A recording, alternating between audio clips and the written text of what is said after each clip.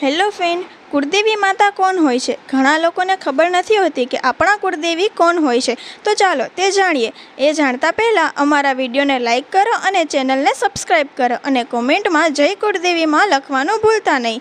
તો કુળદેવી આપણા વંશની આદિદેવી હોય છે, જેની પૂજા આપણા દાદા પરદાદા વર્ષોથી કરતા હોય છે. આપણે બધા કુળદેવીના સંતાનો છીએ. કોઈ ઋષિઓ દ્વારા અથવા તો આપણા પૂર્વજો દ્વારા કોઈ એક દેવીની સ્થાપના કરાઈ છે, તેને આપણે આપણા કુળદેવી તરીકે માનીએ છીએ. કુળદેવી આપણા પૂરા વંશના રક્ષક હોય છે. તે આપણા કષ્ટ અને સમસ્યાનું સમાધાન કરે છે. કુળદેવીની એવી શક્તિ હોય છે જેનાથી આપણું વંશ ચાલ્યા કરે છે.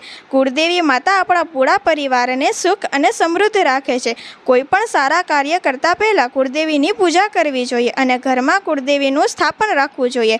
આપણા ઘર પરિવાર માટે કુળદેવીની પૂજા કરવી જોઈએ. તો તમને અમારી આ માહિતી કેવી લાગી તે કોમેન્ટમાં જરૂર જણાવજો. તો બોલો